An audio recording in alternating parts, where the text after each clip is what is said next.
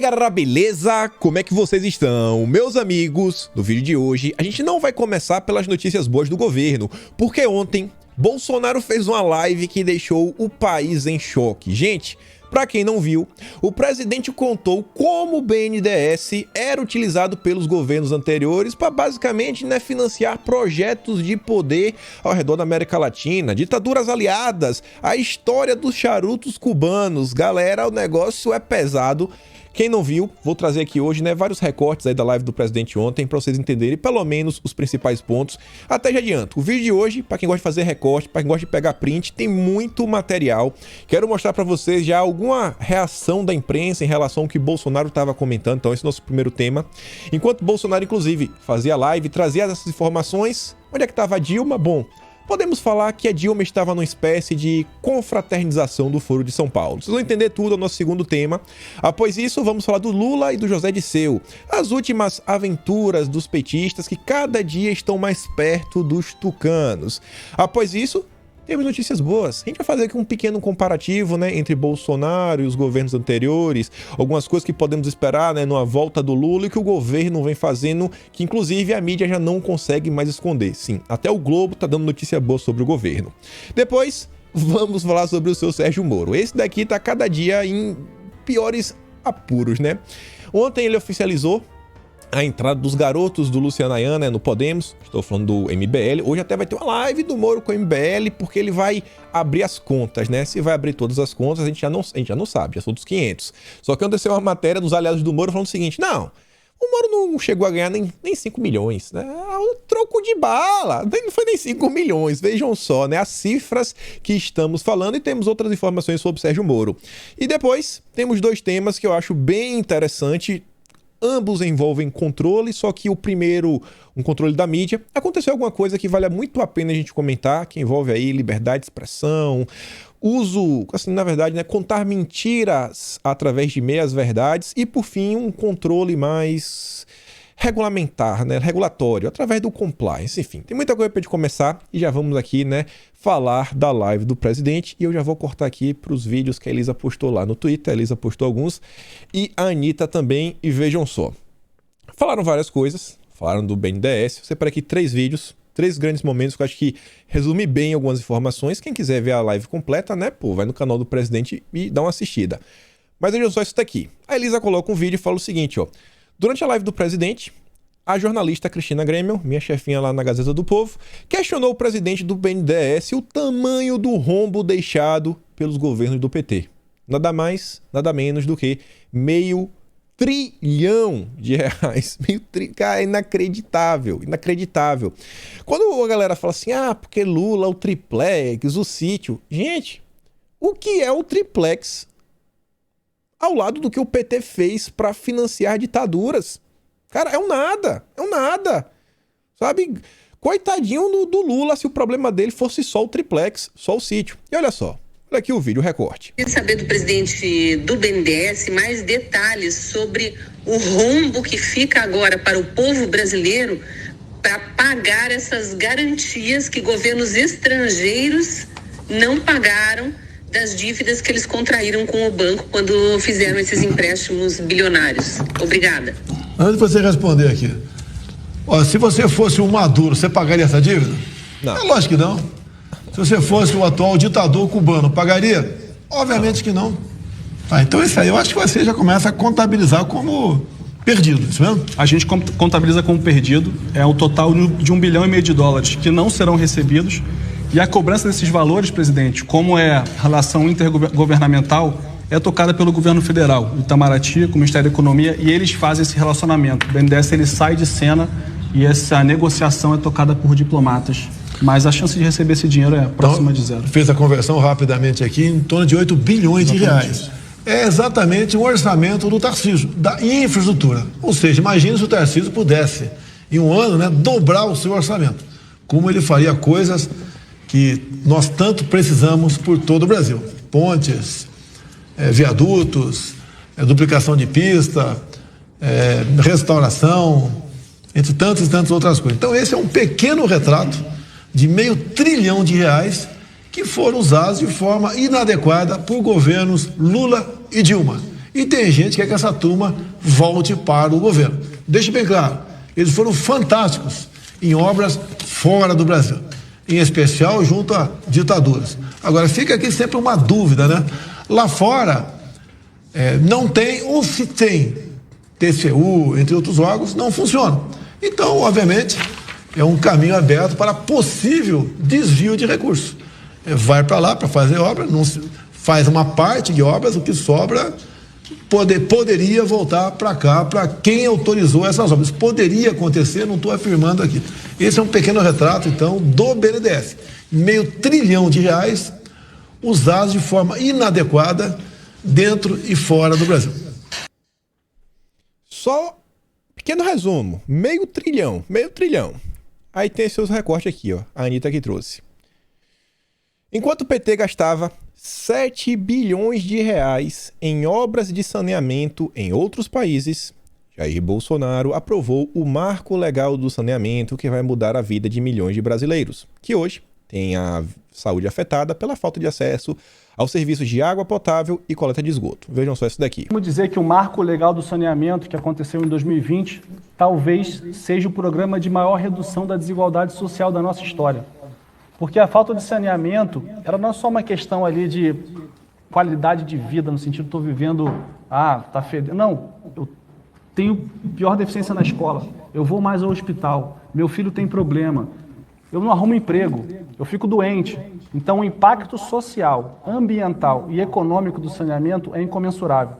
Essa agenda ficou parada no Brasil por décadas e ela destravou há cerca de 2 anos atrás, quando o atual governo, em parceria com o Congresso, fizeram um marco legal. E o que é o marco legal, presidente? Não é nem que, vou favorecer a empresa privada, vou favorecer a empresa estatal. O marco legal diz o seguinte: não importa se é uma empresa pública ou privada, não importa se é estatal ou listada em bolsa. Importa o seguinte: está atendendo o cidadão? Está fazendo obra? Está levando dignidade às pessoas? Então continua operando. Não está prestando serviço ao cidadão? Então sai. Muita gente duvidava, mas os resultados estão concretos para a gente mostrar. Tanto no Rio de Janeiro, quanto em Alagoas, quanto no Amapá, leilões super bem sucedidos, e o que a gente vê hoje é demanda por investidores de mais ativos a serem colocados. O banco trabalha com uma carteira extensiva, estamos trazendo outras regiões do Brasil, como Paraíba, Rondônia, lutando... Não vou nem continuar, é que eu tenho os números mais ou menos na cabeça. Quando você faz o comparativo de 2019 para 2020, o primeiro ano, a gente está falando de investimento de mais de 10 vezes. Foram mais de 20 bilhões investidos. Assinando um contraponto, né, que 2019 foi em torno de 2 bilhões e pouco. Isso a gente está falando do Marco Legal do Saneamento. É um assunto que eu sempre fazia questão de abordar em vídeo. Falava, gente, isso daqui é essencial, é importantíssimo. A gente comentou sobre o Marco desde o processo lá, né, de aprovação no Congresso como um todo, Câmara, Senado. A gente comentou na época, né, da movimentação. Assim, ó, olha só uma coisa. O Marco Legal do Saneamento é uma PEC. Aí você pode falar, o Marco Legal, né, foi graças ao Legislativo brasileiro. Não necessariamente. O Marco do Saneamento, ele só foi à frente, mas só foi à frente por 2 razões. Primeiro, pela articulação do governo e segundo lugar, porque Bolsonaro ele fez questão de vetar um artigo que foi um jabuti que colocaram para tentar aprovar a PEC, que permitia que as empresas estatais renovassem, né, durante 2 anos por mais 30 anos. Ou seja, todo mundo ia renovar, os estados iam continuar do jeito que estava, não ia ter nenhum investidor novo, não ia ter nenhuma venda de ativos, nem nada, nenhum leilão, porque todo mundo ia renovar, né, para manter lá as empresas estatais, os cabides de emprego, e Bolsonaro foi lá e vetou esse artigo. Na época, o Tasso Gereissati do PSDB, que está aí cada dia mais próximo do Lula, deu aquele choro, fez aquele caos, inclusive foi um dos motivos que levaram à abertura da CPI da pandemia. O Alcolumbre também, né, criou confusão, retada, isso aqui é um absurdo, nós tínhamos um acordo que não ia poder vetar, não ia fazer aquilo outro. E tá aí. É uma PEC que envolve, né, melhoria no meio ambiente, melhoria da saúde, porque é redução de doenças, trabalho, que vai ser obra no Brasil Brasil inteiro, enfim, né, realmente a desigualdade social. Mas isso ninguém comenta. É pequena diferença entre o PT e o governo Bolsonaro. E ainda, depois que a PEC foi aprovada, os partidos de esquerda ainda foram judicializar o tema no Supremo. Porque pobre não tem que ter esgoto, né? Acho que é pelo menos assim que a esquerda pensa, mas tudo bem. Aí você vê isso daqui, ó. a história dos charutos. Essa daqui, cara, é muito absurdo. Isso aqui é muito absurdo. Pra quem não viu, vejam só. Esse aporte irregular, Cuba, por exemplo, estaria incluído nesse aporte irregular? O empréstimo de Cuba, eu não sei dizer exatamente, presidente. Pode estar tanto no Fundo de Amparo ao Trabalhador como no empréstimo. Eu não vou saber exatamente aqui. Mas a verdade é que Cuba não pagou, então não faz tanta diferença. Valores corrigidos, o dinheiro para Cuba, né, que não pagou, foi 3 bilhões e 600 milhões de reais. De valor emprestado foi isso aí. Emprestado, sim. Isso. Agora, quando qualquer cidadão vai no banco e faz um empréstimo, ele tem que deixar algo em garantia. O que Cuba deixou em garantia, caso não pagasse esse empréstimo, o que eles iam dar pra gente?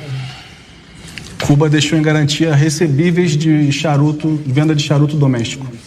Então, assim, se Cuba não pagasse, o governo brasileiro ia lá em Cuba e ia penhorar as vendas de charuto lá em Havana para poder ressarcir o cidadão 3 bilhões e 600 milhões de reais em charuto? Mas isso aí, presidente, tem documento oficial aqui do governo, tá dizendo que a garantia era essa e além da garantia, o prazo também foi diferente do normal, a taxa foi diferente do normal. Então foi tudo o prazo regulamentar para pagamento era 12 anos. Cuba passou para 25 anos. Passou para 25 anos. É muito amor com o Fidel Castro, né? Com toda certeza. E eu vi há poucos dias o Lula falando, Zé Dirceu falando que eles vão voltar ao poder e vão reatar esse relacionamento com o povo cubano que ajudou muito, né, o Brasil no passado a lutar por democracia. Palavras do Zé Dirceu aí. O que falar sobre isso, pessoal? Meu cigarro, minha vida, né? É o novo plano do governo. Toma um calote, toma aí um charuto. Todo brasileiro agora vai ganhar charuto. Vai ser a nova moda do Brasil. 3,6 bilhões. Pelo menos, né? A garantia sodiou, agora a garantia são os charutos. É normal ter alguma coisa, né? Menos mal tem alguma coisa. Cara, é um absurdo. É um absurdo como as coisas acontecem nesse país. E aí, após a live do presidente, obviamente, o time do Lula tinha que entrar em campo. Várias notícias, várias na mesma linha. Aqui a da UOL, né, desenha bem, né, como foi o comportamento da imprensa. Atrás nas pesquisas, Bolsonaro usa BNDES para atacar governos do PT e Cuba. Pronto! Dá uma informação, contar para o povo brasileiro o que foi feito com o dinheiro dele. É ataques. Isso tudo é porque ele está atrás das pesquisas. A mídia é porca demais, cara. A mídia não esconde, não esconde. A Elisa fala nojo. Isso não é jornalismo, é militância. O presidente da República, Jair Bolsonaro, junto ao presidente do BNDES, o Montizano, expuseram a sujeira do PT com dinheiro público. O que é que a imprensa faz, né? Ainda assim, insistem em subestimar a inteligência do brasileiro, defendendo aí, né, o ex-presidiário. Mas isso aqui, gente, é fácil de entender. É fácil. Porque os bilhões também caíram na conta aí, né, dos grandes jornais. O Carlos Bolsonaro tinha trazido aqui esse post no dia 26, que é o seguinte, ó.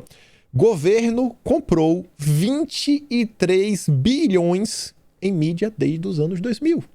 Entre 2000 e 2014, governo federal investiu massivamente na compra de espaço em emissoras, jornais, revistas e sites.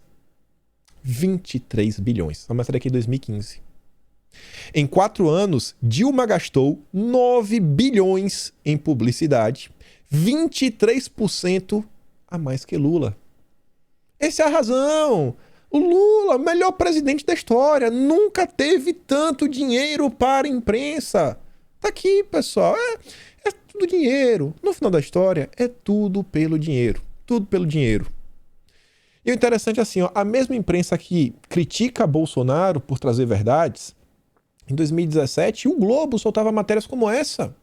Lula pressionou BNDES a aprovar financiamento de porto em Cuba, diz o Emílio Odebrecht. Empreiteiro contou como a empresa foi envolvida no negócio. E o Fabiano relembra o seguinte, que por 8-3, o STF, né, acabou cancelando todas as condenações de Lula, responsável pelo grande rombo nas contas do BNDES. Não existe dinheiro público, existe dinheiro dos pagadores de impostos. Enquanto tudo isso estava acontecendo, isso aí foi o bolo. Tinha que ter a cereja do bolo. Tem que ter a cereja do bolo. Então eu passeando ontem pelo Twitter, e aí eu vi aqui, né, esse cosplay, né, essa pessoa fantasiada de Matrix, sabe o que é Matrix? Aqui tá uma dúvida se é a Trinity, esse é o próprio Neo, né? Dilma Rousseff. Aí eu vi essa foto aqui, eu falei, é Dilma? É Dilma? Aí vem, não, Peru Libre. E quem deu RT nisso daí foi o Leonardo Coutinho, né? Que é um cara que sempre tá dando um bizu aí, né? Nessas movimentações da esquerda, marxista, socialista, também ali do chefe do João Dória. Eu falei, rapaz, peraí, deixa eu dar uma olhada. E essa foto da Dilma, na verdade, ela tava num compêndio de 4 fotos. Uma postagem de um perfil verificadinho, um perfil em espanhol, né? Escrito em espanhol, falando o seguinte, ó, Peru Libre saluda la asunción de mando de la primeira mulher presidente de Honduras. Não sei falar em espanhol, mas enfim, na verdade 3 fotos. Eu vi aqui a Dilma Rousseff e falei, mas rapaz, olha que interessante, né? A Dilma em Honduras, Honduras eu sei que é um pessoal fora de São Paulo, né? Tá longe de ser um governo democrático. Muito longe. Inclusive, Honduras é um dos países que o José Disseu se orgulha. Numa entrevista que eu acho que ele deu entre 2011 e 2013. Até aqui sem uma plataforma, pode ter de 2 minutos um pouquinho. Ele é um senhorzinho já de idade, meio cheinho, um careca aqui em cima, com óculos, que o Disseu conta como o Foro de São Paulo foi, assim, fundamental para a esquerda chegar no poder em vários países da América Latina e do Caribe. Um deles foi Honduras. E aí eu fui lá, né, dar uma olhada na internet sobre o que é esse Peru Livre. E aí eu descobri que é um partido do Peru. E o interessante é o seguinte, né, que o secretário-geral, o líder, porta-voz, é esse senhor aqui, o Vladimir Cerrón, que é o que está compartilhando a Dilma. Você vê que esse partido tem uma afiliação internacional. Foro de São Paulo, olha só, quem poderia imaginar Foro de São Paulo, né? Por isso que a Dilma está junto com eles. Um partido, né, ideologia, socialismo do século XXI, marxismo-leninismo, mariateguismo, não sei o que é isso, vai outras maluquices, né? Eu achei uma coisa também interessante. Aqui, pô, botei aqui essa caneta em cima, mas olha só. Esses números aqui, eu acho que como esse partido ele vem sendo composto, né, desde Congresso, Parlamento, governadores regionais, né, províncias, não sei, os distritos, não sei como é que isso realmente se dá no Peru. Só que você vê o seguinte, ó. Olha proporcionalmente onde esse partido tem maior representatividade. Que informações da Wikipédia, né? Congresso. Você vê que o Congresso é um ponto-chave em qualquer país, porque lá é onde as leis, né, são tramitadas. Você vê que a esquerda Foro de São Paulo sempre está preocupada com o Congresso, o Legislativo. E no vídeo de hoje a gente vai comentar sobre isso quando a gente fala de Lula e José Disseu. Olha só como são as coisas, né? O Foro de São Paulo ele tem uma estratégia, um método de atuação que é Congresso. A presidência, óbvio, né? Mas o Congresso também é essencial. O Congresso Federal. Beleza, vereador, prefeito, governador, mas Congresso. Congresso. Tem que ter o Congresso. Só que não para por aí, né? Vamos ver. A Dilma estava lá na presidente de Honduras. Fui atrás para saber quem é a nova presidente de Honduras. E é uma senhora chamada Xiomara Castro. Não sei se é parente do Fidel Castro. Agora, o que eu sei é que ela é esposa do Manuel Zelaya. Manuel Zelaya é um amigo do José Disseu. Mas beleza, antes de chegar lá, né, foi lá o partido dela. Ela é do Partido Liberal, né, até 2011. E atualmente, né, ela é do Partido da Liberdade e Refundação. Aí eu fui atrás desse partido, né, no site oficial do Foro de São Paulo. Quando você vai ver, o único partido de Honduras que é membro do Foro de São Paulo é o partido da presidente. Foro de São Paulo de volta em Honduras. Não pode dar mole. Foro de São Paulo tá voltando aí em todo o continente, né? Nos Estados Unidos não, mas na América Latina e Caribe tá vindo com tudo. Não dá para dar mole. O Manuel Zelaya sabia que era do Foro de São Paulo. Também foi dar um bizu aí na vida dele, né? Aí você vê, ele é do mesmo partido aqui, o Libre, né? Que é o partido do Foro de São Paulo. E ele foi presidente entre 2006 a 2009. 2006, 2009. E por que ele deixou de ser presidente, né? Ele não foi reeleito. Será que a população ficou insatisfeita com ele? Não foi isso que aconteceu. Veja se isso daqui não é a mesma coisa que aconteceu na Venezuela, a mesma coisa que basicamente o Lula já está prometendo fazer caso volte ao poder. E a gente volta. O Foro de São Paulo tem um método de atuação, né? É um case de sucesso. Como destruir países. Aí você vê, ó. Tentativas de modificar a Constituição. Opa, ele tentou modificar a Constituição? Não, isso aqui não. O PT jamais faria isso. O presidente Zelaya chamou a atenção internacional em junho de 2019, quando foi derrubado por um golpe militar e forçado ao exílio, né? Já está com cheiro que quem escreveu isso aqui foi um cara da esquerda. A crise que levou à sua destituição do cargo girava em torno da questão de saber se seriam feitas mudanças na Constituição de 82. Zelaya propôs uma pesquisa nacional para avaliar o interesse na mudança constitucional, o que provocou uma reação feroz dos partidos da oposição.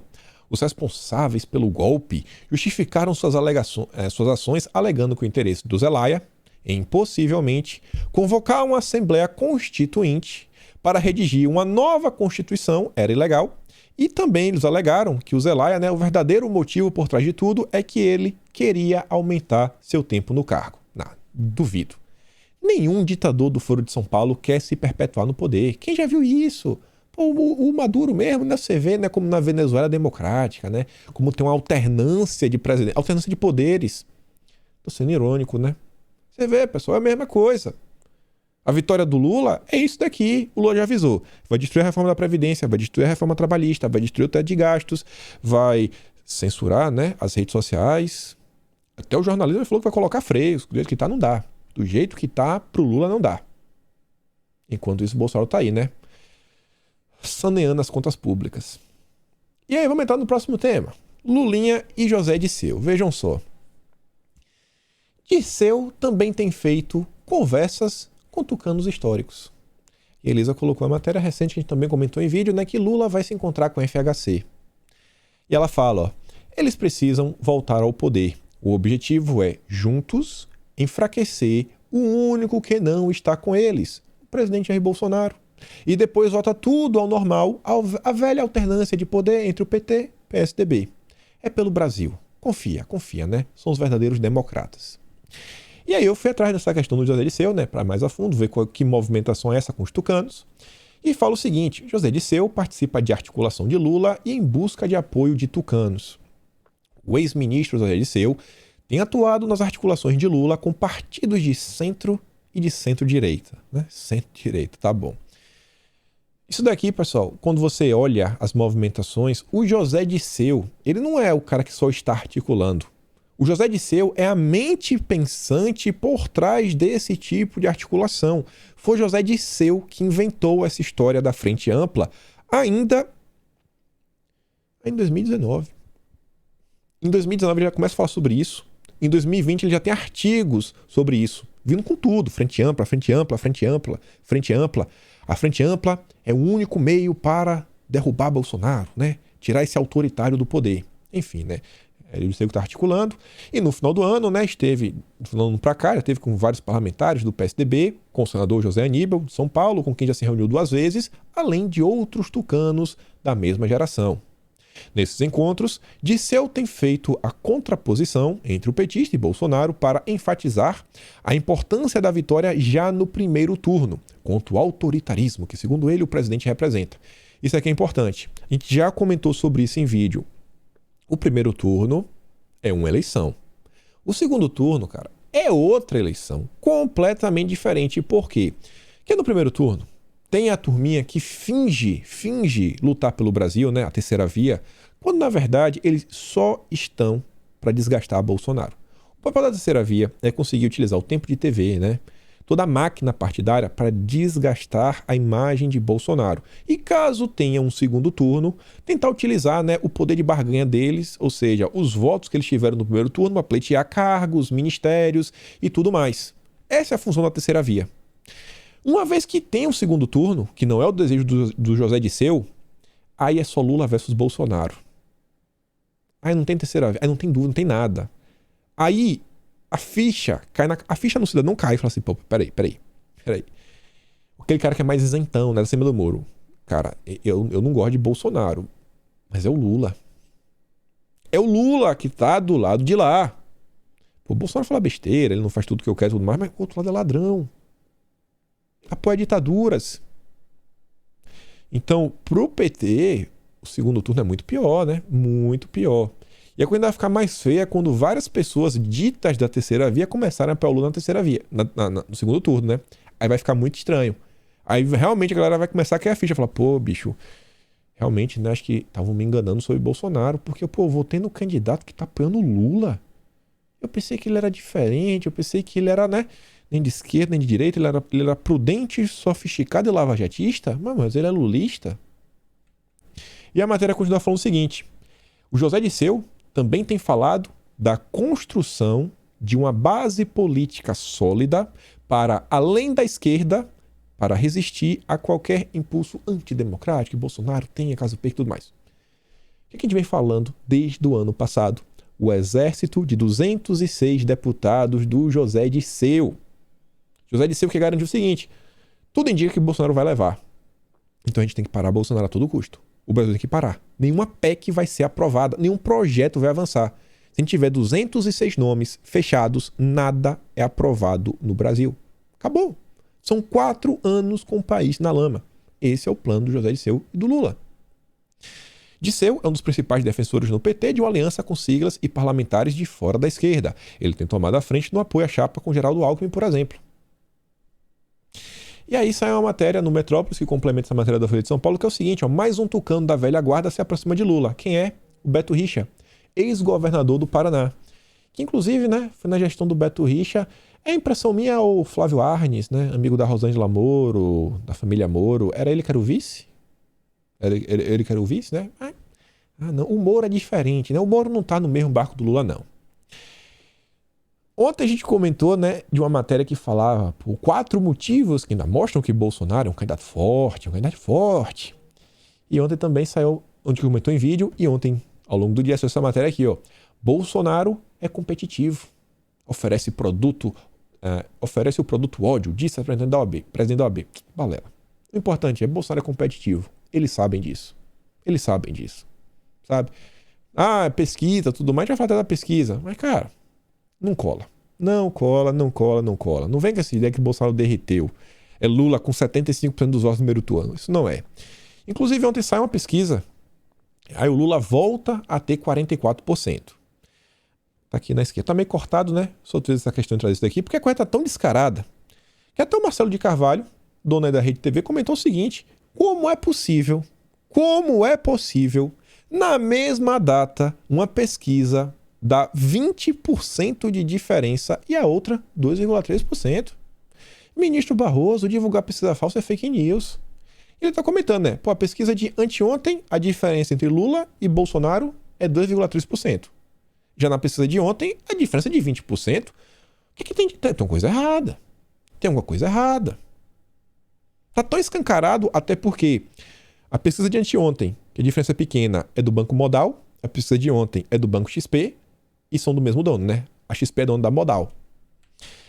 A coisa tá tão gritante que o Globo soltou uma matéria. XP e Modal, cujo controlador é o mesmo, divulgam pesquisas eleitorais desde antes. As pesquisas não estão encaixando. E aí, óbvio, o time da imprensa tem que entrar em campo pra... Não, olha só. A pesquisa pró-Bolsonaro ouviu mais bolsonaristas que técnica recomenda. É que assim, né, aquela exceção à regra, a gente acabou ligando... Sabe quando você joga na Mega Sena e você acerta? Foi tipo isso, né? A gente ligou para 2.000 telefones e, infelizmente, todos os telefones que nós ligamos eram de bolsonaristas. Esse que era o problema. Já entrou a imprensa, né, para tentar justificar. Não, aquela pesquisa não vale. A pesquisa que Bolsonaro, a diferença é pequena, não teve nenhuma repercussão na imprensa. Nenhuma. Só uma matériazinha lá no UOL, uma matéria no Estado de Minas. Acabou. Folha de São Paulo mal comentou, Metrópolis não falou nada, Globo, idem, Estadão, ninguém tá aí. O importante é descredibilizar. O Lula tem que vencer no primeiro turno com 75% dos votos. E aí vamos falar dele dois, né? A diferença entre Bolsonaro e Lula. Com boas notícias, alguns comparativos. Vejam só. Eu sempre falo para vocês da importância da gente dominar as narrativas. Porque quando a narrativa é sua, cara, quando você fala naquele tema, as pessoas, ainda mais em ano de eleição, elas já associam aquele tema a uma pessoa. Principalmente quando é uma coisa boa, né? Todo mundo quer ser, né, o grande bastião do combate à corrupção. O Moro finge, né, que ele quer combater a corrupção, mas a gente está vendo realmente um governo combatendo mais corrupção do que nunca, né? Recorde de apreensões de droga e tudo mais. E aí o governo Bolsonaro recentemente fez uma coisa, né, que deixou a esquerda sem palavras.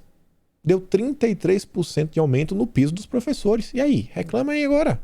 Fala que Bolsonaro não liga para educação e tudo mais. Aí o que a esquerda faz? Tenta tomar para si a narrativa.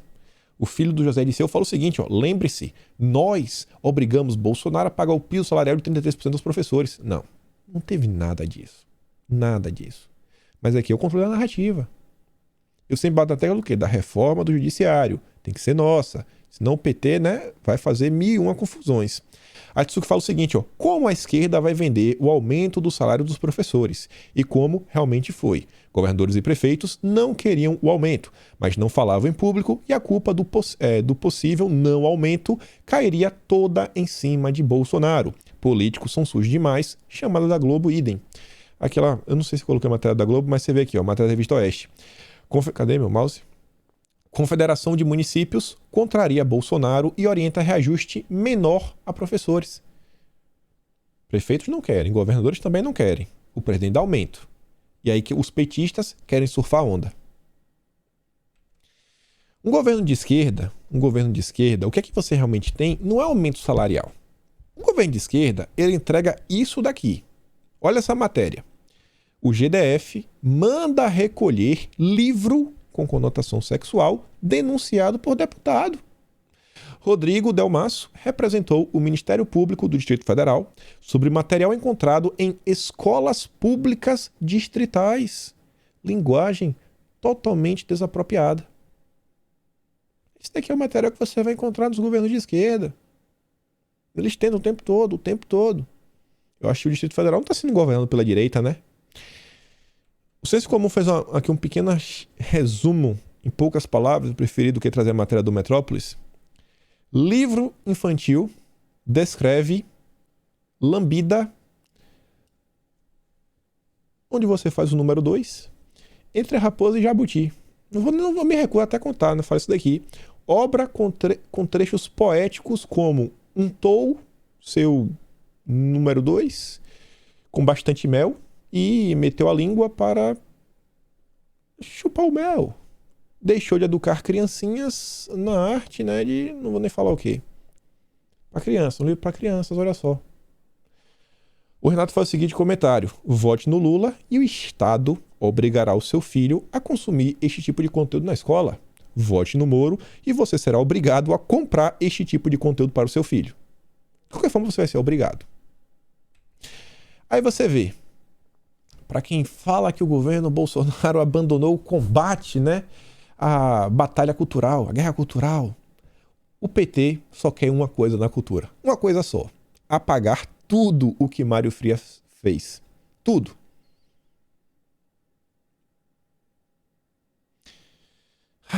E tem gente que fala, né, não faz nada, tudo mais. Vocês percebem, gente, como o pessoal assim, então a direita super conservadora, né, elas não comentam da cultura. Muitas vezes eles têm até raiva, né, do Mário Frias. Por quê? Porque não fala, se você não fala da cultura, você não conta para as pessoas, né, algumas ações que o governo Bolsonaro vem fazendo exatamente no embate ideológico.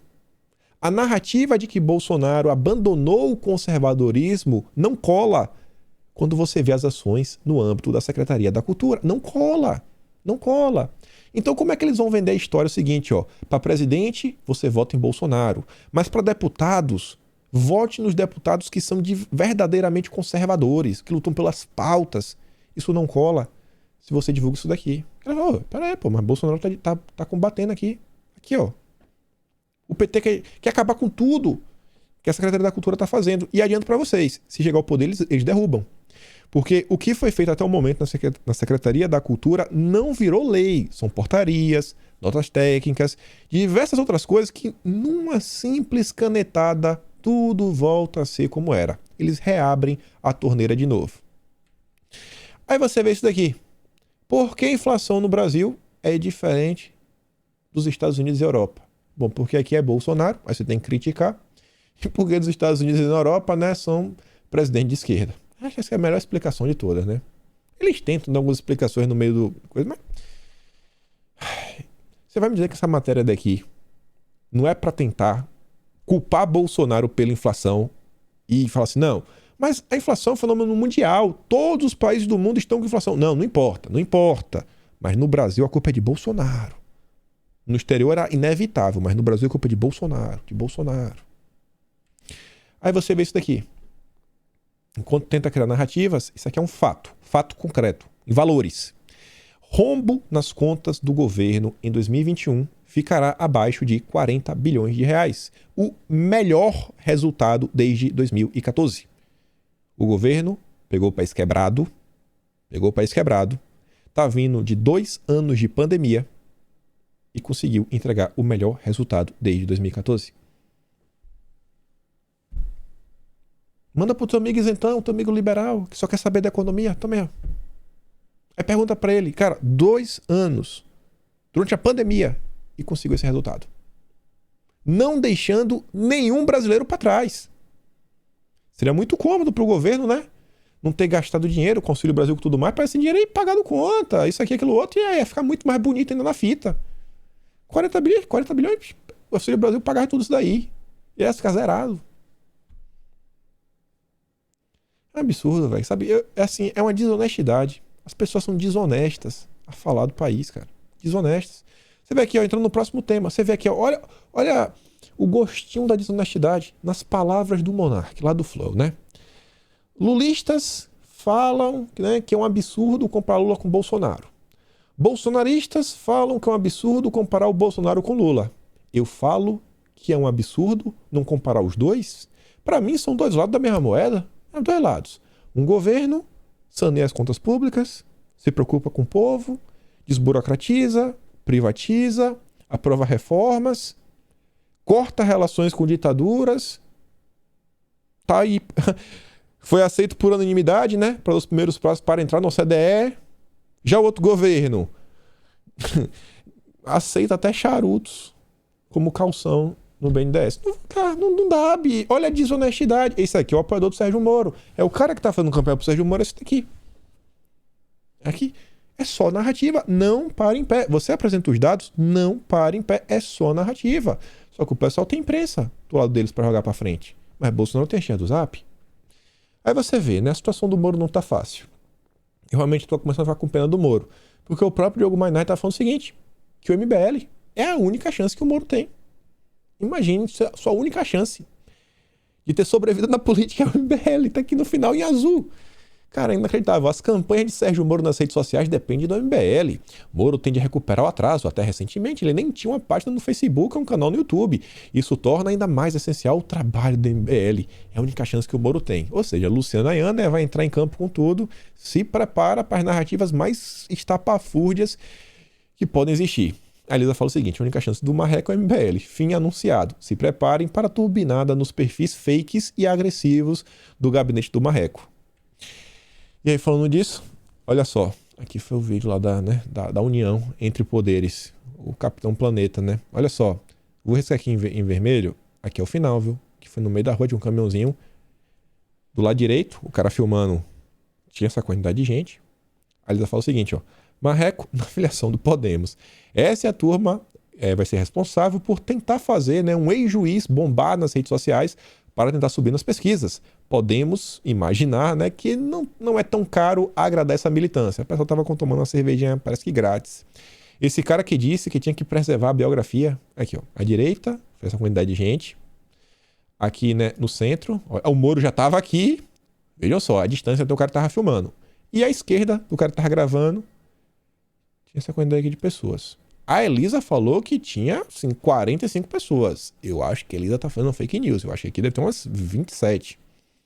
45 eu acho muito, viu? Muito. Mas a imprensa vendeu, né? Nossa. Agora vai. Falando da imprensa, né? Como é que a imprensa vende as coisas? Olha só.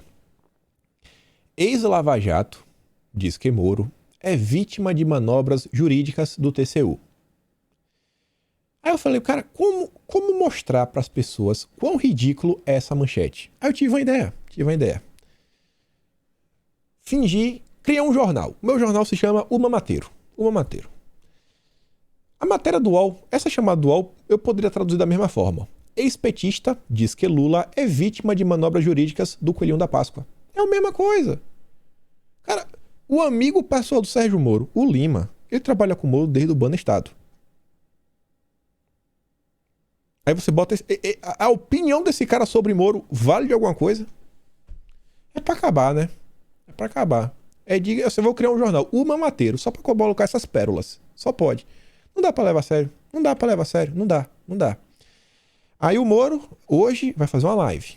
Junto com o pessoal do MBL. E ele tá falando tudo que pode. Ele vai chamar o Kim Kataguiri pra fazer no canal do Arthur, que é o maior canal aí do grupo do MBL. Maior, 2 milhões e poucos seguidores. Vai fazer o maior, que é pra ver se agora vai, se tem alguma repercussão. Aí ele vai falar sobre vai abrir as contas. Mas a gente fica naquela pergunta. Quem garante que é só aquilo ali que o Moro vai falar ao longo do dia? Quem garante que não teve nenhum contrato oculto no exterior, pagamento via offshore e tudo mais? A gente tem que acreditar no Moro, porque o Moro não mente, né? O Moro só fala a verdade. Ele sempre faz a coisa certa. Bom, se o Moro abrir as contas e passar perto disso daqui, eu já acho que vai ficar muito estranho, né? Rendimentos de Moro não chegaram a 5 milhões. É a pessoa, não, o Moro só ganhou 4 milhões e meio. Em menos de um ano de trabalho. 4 milhões e meio. Sério. E eu não vou falar que isso aí é normal. Moro, quanto juiz, né? Com todas aquelas regalias, tendo auxílio moradia, mesmo tendo casa própria em Curitiba, em um ano ganhava em torno de 650 mil reais. Aí ele ganhou, sei lá, quase 5 milhões. Isso sem ninguém ainda ter a certeza que não teve nada lá fora. A imprensa já tá fazendo a parte dela, né? Tentando, não, olha só, não, tá tudo bem. Não, Moro faz a coisa certa sempre. Moro faz a coisa certa sempre. Ontem eu vi essa postagem aqui nas redes sociais que eu achei bem interessante. A Bia da STF, ela fala o seguinte, ó. Obrigado, senador, por comprovar o vínculo do lavajatismo com o PSDB. Todo mundo já tem a pura certeza, né, que Moro curte um tucano. Só que o Alessandro Vieira, ele faz questão de reforçar isso. A possibilidade de federação, seja com o PSDB ou Podemos, exige ajuste coerente de programa em comum em garantia de mecanismos justos e transparentes de atuação conjunta durante 4 anos, em especial definição de candidaturas e formação de chapas em todas as esferas sem imposições. Quando você está disposto a sentar para negociar uma federação com outros partidos, é porque, no mínimo, você tem, né, uma quedinha, né, uma certa, sei lá, uma amizade, uma certa harmonia, uma certa similaridade, né, entre esses partidos. O Alessandro Vieira, que é do Cidadania, está falando em uma possível federação entre o Cidadania, o Podemos e o PSDB. Quem poderia imaginar? Quem poderia imaginar? Pô, como é que o Cidadania entra nessa história? Bom, Cidadania, o dono do partido, é um partido que tem dono, é o Roberto Freire, que é amigo pessoal do Luciano Huck, amigo pessoal mesmo. E o Luciano Huck é amigo do Sérgio Moro. O Luciano Huck também tem aquelas fotos, né, clássicas na internet, ele junto com Aécio Neves, amiguíssimos, né? Nossa, você vê como são as coisas. Aí o Moro quer bater no peito, né? Porque ele é diferente. Todo mundo é bandido, só ele que é o grande herói brasileiro. A história ainda traz isso daqui, né? Moro, que fica arrotando que você tem que votar nele, porque é pra acabar com a ditadura do PT, o roubo do PT, as rachadinhas da família Bolsonaro, né? Não para em pé a narrativa. Ela fala o seguinte: Moro se reúne com André Janones e encaminha possível apoio.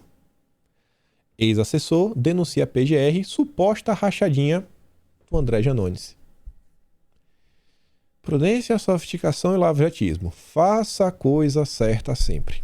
Esse é o grande ex-juiz Sérgio Moro. Confia nele, confia que vai dar certo. E aí tem 2 temas bem interessantes agora pra gente falar, que envolvem a imprensa. Envolve toda essa turminha, né? É essa imprensa que tenta descredibilizar o governo Bolsonaro, tenta eleger o Lula a todo custo. Se não puder ser o Lula, que seja o Moro. Vejam só, a CNN, que vive atacando o Bolsonaro no Brasil, ela parece que nos Estados Unidos também tem uma linha bem similar.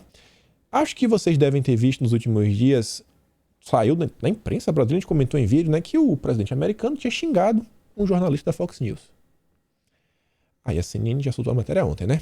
Porque nesse momento que o presidente xingou, não é nada como os ataques de Trump aos repórteres. Não, mas qual foi o ataque, né? Desmentir é fazer o que o Bolsonaro faz?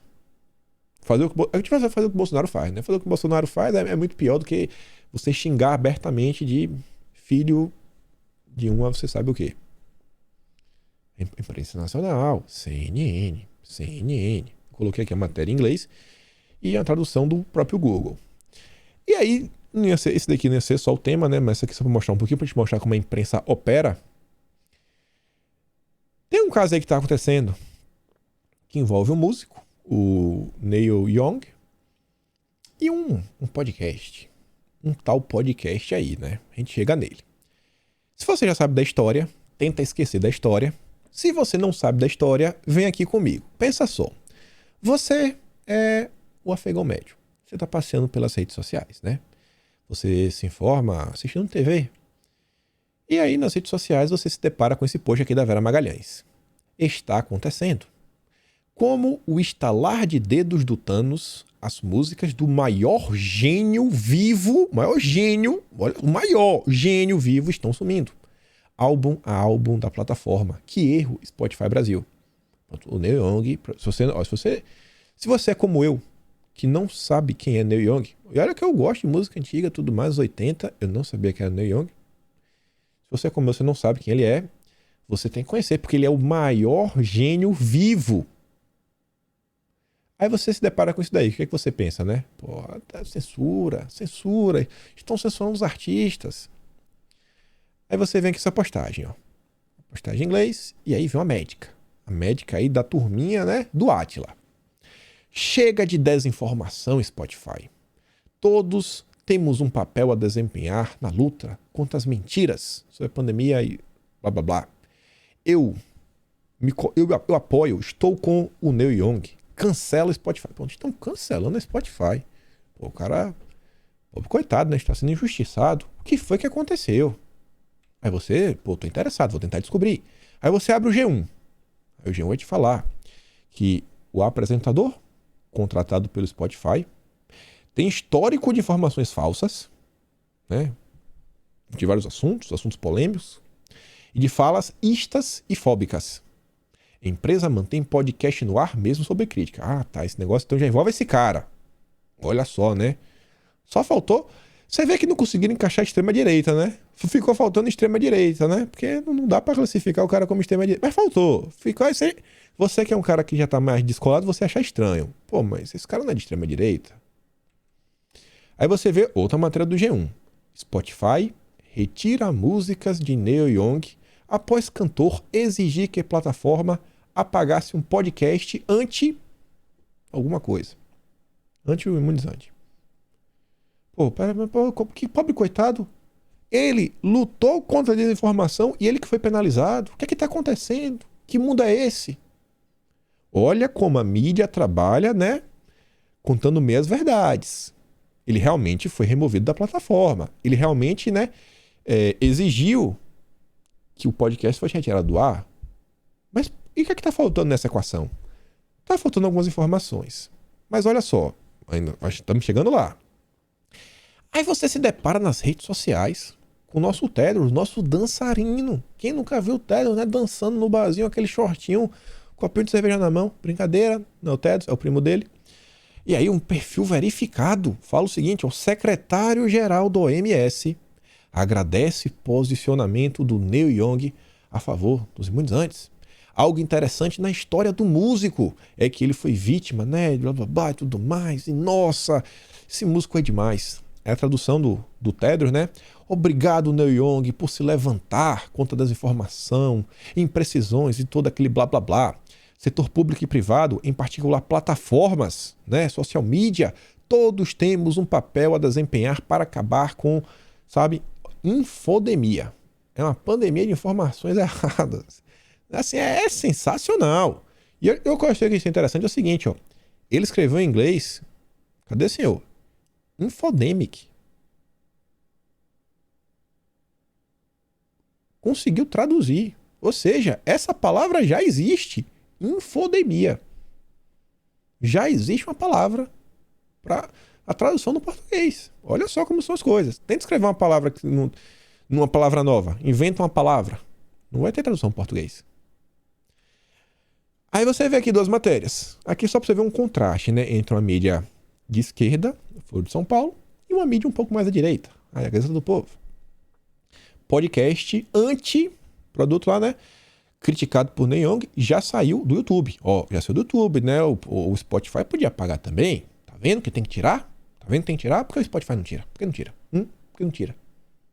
Enquanto a Folha de São Paulo chama de anti alguma coisa, só faltou falar de negacionista, né? A Gazeta do Povo fala o seguinte, ó, Spotify exclui música de Neil Young após briga sobre podcast pró-liberdade de expressão. Ah, liberdade de expressão. Ó, tá começando a mudar. Está começando a mudar. Tá, mas a gente chegou até aqui agora e eu tô falando pra vocês, isso daqui não é o que realmente aconteceu. Não é o que realmente aconteceu. Não é. Dentro ainda da grande imprensa, a gente consegue descobrir em poucas palavras o que aconteceu. E aí você se pergunta o seguinte, cara, por que as outras empresas não fazem questão de deixar bem claro na manchete o que realmente está acontecendo? Por que eles precisam omitir coisas para manipular a opinião pública? Você vê aqui a TV Cultura. Em um parágrafo resume o que todas aquelas matérias não conseguiram contar. O cantor, o maior gênio vivo, segundo a Vera Magalhães, o maior gênio vivo, ele pediu a remoção do seu catálogo da plataforma. Ele que pediu, tire as minhas músicas. Ele que pediu. Ele não foi excluído. Ele não foi censurado. Ele pediu. Retire o meu catálogo após a empresa se recusar a tirar do ar um controverso podcast acusado de disseminar informações falsas sobre a pandemia. Já que não quer tirar o podcast, tire minhas músicas. Ele que pediu. Mas não. Aí agora vem. Ele é um pobre coitado. Ah, eu estou junto com o Neil Young. Meu Deus, ele precisa da nossa ajuda. Está sendo perseguido. Quando é alguém com a direita, esse pessoal bate palma das perseguições contra a direita. Quando é eles que tentam perseguir e não conseguem, eles se vitimizam. Tipo assim, ó, tinha uma pedra no meio da rua. Ele saiu correndo, não era uma pedra, uma brita, não era uma pedra portuguesa. Era uma rocha de 5 toneladas. Ele saiu correndo e ele chutou a rocha. Aí ele machucou o pé dele, porque ele chutou a rocha, ele não conseguiu destruir a rocha, e ele reclama. Ai, meu pé! Olha o que a rocha fez com o meu pé. É tipo isso. É um absurdo, cara. É um absurdo como a imprensa faz as coisas. Não coloquei aqui não, deixa eu ver. Coloquei aqui, ó. Já entrando no próximo tema. Eu sabia que tinha essa postagem do Leandro Ruschel. Ele fala o seguinte, ó. O Neil Young é um grande músico, porém, de esquerda, né? Como tantos outros. Ele pediu que o Spotify censurasse o podcast do Joe Rogan ou retirasse as suas músicas do serviço. Joe Rogan é o maior podcaster do mundo com 11 milhões de ouvintes por programa. O Spotify tirou a música do cantor, né? Falou, amigão, a gente tem um contrato com o Joe Rogan, a gente contratou ele. Ele é o maior podcaster do mundo. Você vê assim, a imprensa... Ó, eu faço bastante vídeo. Eu vou passar o Joe Rogan em breve. Não sei, viu? Eu acho que ele produz muito também. Eu tô no episódio hoje 827. O Joe Rogan já tá no 1700 e... Lá vai fumaça. 1700 lá vai fumaça. Ele conversa com políticos, artistas, celebridades, empresários, médios. Ele conversa com todo mundo. Mas a imprensa brasileira quer reduzir o cara a... Não, um podcast anti e muitos anti.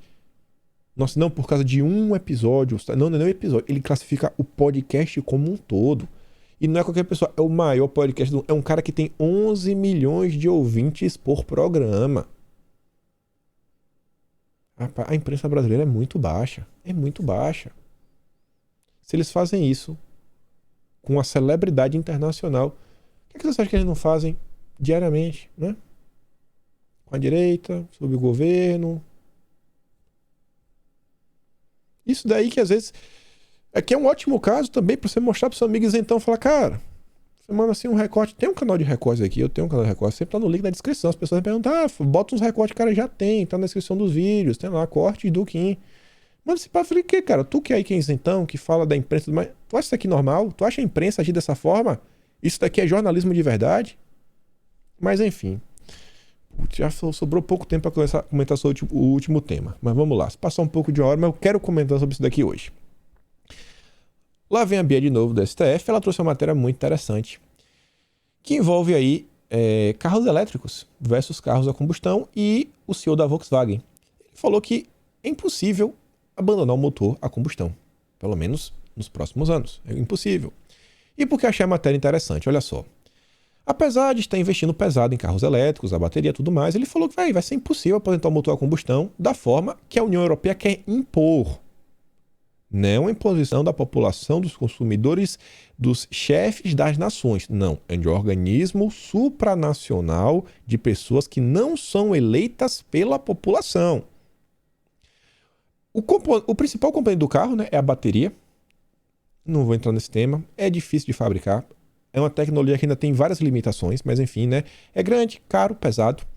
E o CEO da Volkswagen, né, ele disse que para ter elétricos representados por 50% das vendas do grupo até 2030, como a União Europeia exige, seria necessário 6 gigafábricas de baterias prontas e em funcionamento até 2027 e 2028. E é difícil, cara, colocar isso em prática. O executivo lembra que isso seria apenas para atender a Europa, não o mundo inteiro. Continente onde um grupo Volkswagen representa por 20% do mercado. Essa atitude de abandonar os motores a combustão e trocá-los pela propulsão elétrica é simplesmente impossível. Na entrevista, ele apresenta outro desafio para essa transição na propulsão dos veículos. Carros elétricos só fazem sentido se a energia elétrica vir de fonte renovável. Ele afirma que, enquanto um país tiver uma matriz energética poluidora, não faz sentido.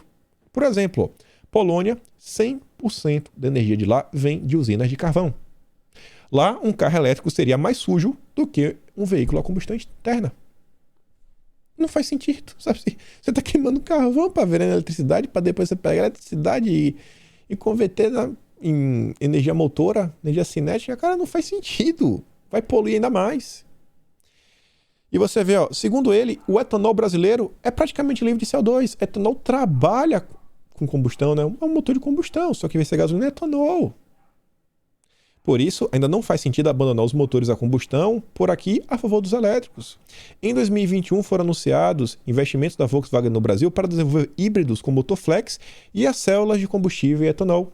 Na última semana, outro CEO, Carlos Tavares, chefe da Stellantis, afirmou que a escolha dos elétricos como futuro foi uma decisão política e não uma decisão do consumidor. E aí você vê, o Leandro Ruja fala o seguinte, ó, os chefes do João Dória são o país que mais polui. Eles poluem mais do que todo mundo. O Xi fala o seguinte, a transição para a matriz energética mais limpa não pode colocar em risco o suprimento de comida, energia e material para o meu povo. Já o mundo ocidental, né? A União Europeia. Vamos cortar nossa energia em nome do meio ambiente, da responsabilidade social. Vamos ser ESG. Compliance na veia. Aí você vê essa matéria aqui, ó. Governadores debatem economia e agenda verde com autoridades europeias. É o pessoal da União Europeia, né? Tá bom. Você vê, né? Vão se encontrar aí, tem um evento do Espírito Santo, governador do Espírito Santo, Pernambuco e São Paulo, tinha que ser o João Dória, né? Vão estar no evento da SPIPA, Parcerias Estratégicas para a Implementação do Acordo em Paris, na sigla em inglês, ligado à União Europeia, que a gente acabou de falar, né? E ao governo da Alemanha. Soma isso aqui tudo a esse pequeno relato. A gente já comentou bastante, né, de como essas regras só fazem atrapalhar a vida dos cidadãos e só fazem criar reservas de mercado, que é o seguinte, se a União Europeia está determinando que vai ser carro elétrico, vários setores da economia vão perder dinheiro e novos setores vão ganhar dinheiro. Já pensou, vamos pensar o seguinte, vai que tem alguém malvado no meio dessas pessoas que tomam essas decisões. Vai que tem alguém malvado. A gente acha que não, mas é só uma suposição, né? Aí o cara malvado, ele tem um amigo que fala o seguinte, ó, eu tô querendo ganhar dinheiro, eu vou abrir uma fábrica de baterias e tu vai trabalhar para, através de regulação, obrigar carros elétricos, porque eu vou ter uma fábrica de bateria e eu vou vender carro elétrico, ó, tu vai me ajudar. Mas isso não acontece no dia a dia. Isso não acontece, é só uma suposição. Então, assim, são várias coisas muito estranhas que vão acontecendo. E essas mudanças, né, elas redirecionam o fluxo do dinheiro para bolsos diferentes. E aí tem um perfil lá no Instagram que me segue, me sorrindo bem, tinha mandado uma mensagem. Quem viu foi minha mãe. Minha mãe sempre vê várias mensagens, né? Às vezes minha mãe lê minha caixa de mensagem. E aí, conta um relato de vida, que é o seguinte, ó. O meu pai tem 66 anos hoje e trabalhou duro como carreteiro na década de 80 para ajudar a fundar uma das maiores empresas de transporte do Brasil. Entre os anos 80 e 90, ele viajou fundando filiais no Norte, Sudeste e Nordeste. Entre 94 e 98, na era FHC, essas malditas auditorias, como ISO 9001, entraram nessa empresa. E meu pai, um simples caminhoneiro, que já havia fundado filiais com mais de 300 funcionários, geria um faturamento enorme, de uma hora para outra foi descartado, porque ele não seguia as normas. E aí, né? Os grandes empresários, né, bilionários, com certeza foram lá e compraram a empresa, né? Ou foram lá empregar os funcionários do pai da Missões do Bem. Hoje ela tem 41 anos, superou, mas foi uma fase muito difícil. É assim, pessoal, que as coisas funcionam. É tudo através dessas regulamentações. É a agenda do compliance. Eles estão mudando o mundo assim. Batalha cultural? Beleza, a gente continua. Mas vamos agora aqui. Porque aqui é de cima para baixo na canetada. Na canetada. E não há decisão que depende do Congresso. A decisão que a União Europeia tomou e todo mundo vai ter que seguir. Mas a gente é bonzinho. Vocês vão ter 10 anos para se adaptar. Não vou comentar sobre isso daqui não, né? Porque aqui já passou de 1 hora. Fico por aqui.